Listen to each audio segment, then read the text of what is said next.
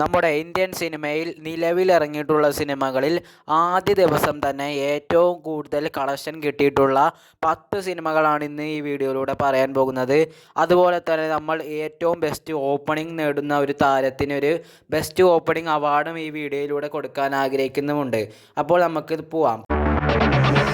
10ാം സ്ഥാനത്തുള്ളത് ജവാനാണ്. ഷാറൂഖ് ഖാൻ നായകനായ ജവാൻ പുറത്തിറങ്ങിയ വർഷം 2023 ഈ സിനിമ ആദ്യ ദിവസം FT കളക്ഷനായി നേടിയത് അല്ലെങ്കിൽ ആദ്യ ദിവസം ഓപ്പണിംഗ് കളക്ഷനായി നേടിയത് 129 കോടി രൂപയാണ്.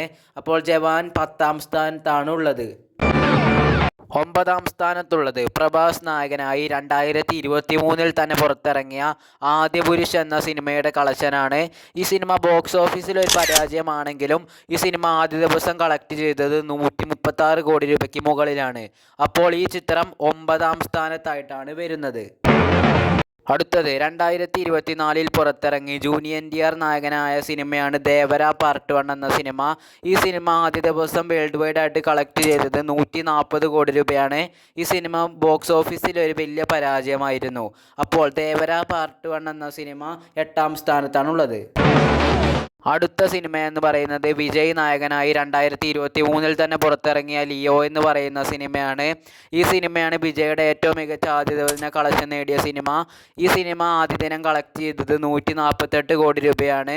സിനിമയ്ക്ക് മിക്സഡ് റെസ്പോൺസുമാണ് കിട്ടിയത്. ഈ സിനിമയുടെ സ്ഥാനം 7ആണ്. 2022 പുറത്തിറങ്ങിയ KGF ചാപ്റ്റർ 2 എന്ന സിനിമയാണ്. യശ് നായകനായി പുറത്തിറങ്ങിയ ഈ സിനിമ ആദ്യ ദിനം കളക്ട് ചെയ്തത് 154 കോടി രൂപയാണ്. വേൾഡ് വൈഡ് ആയിട്ട് ആദ്യ ദിവസം കളക്ട് ചെയ്തത് യശിൻ്റെ ഏറ്റവും വലിയ ഓപ്പണിംഗ് ആണ് നിലവിലുള്ളത്. ഈ സിനിമയുടെ സ്ഥാനം 6ാം സ്ഥാനമാണ്. അടുത്തത് വീണ്ടും ഒരു പ്രഭാസ് ചിത്രമാണ്. സെലാർ പാർട്ട് 1 എന്ന സിനിമയാണ്. ഈ സിനിമ വേൾഡ് വൈഡ് ആയിട്ട് കളക്ട് ചെയ്തത് 158 കോടി രൂപയാണ്.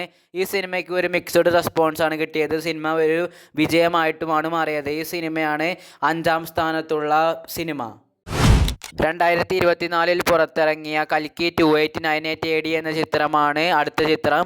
ഈ സിനിമയുടെ നായകനും പ്രഭാസ് തന്നെയാണ്. ഈ സിനിമ ആദ്യ ദിവസം വേൾഡ് വൈഡ് ആയിട്ട് കളക്ട് ചെയ്തത് 191 കോടി രൂപയ്ക്ക് മുകളിലാണ് കളക്ട് ചെയ്തത്. ഈ സിനിമ വമ്പൻ വിജയമായിട്ടുമാണ് മാറിയത്. ഈ സിനിമയുടെ സ്ഥാനം 4ാം സ്ഥാനം. അടുത്തത് നമ്മുടെ പ്രഭാസ് തന്നെയാണ് കൊണ്ടുപോയിരിക്കുന്നത്. ബാഹുബലി 2 എന്ന ചിത്രത്തിലൂടെയാണ് കൊണ്ടുപോയത്.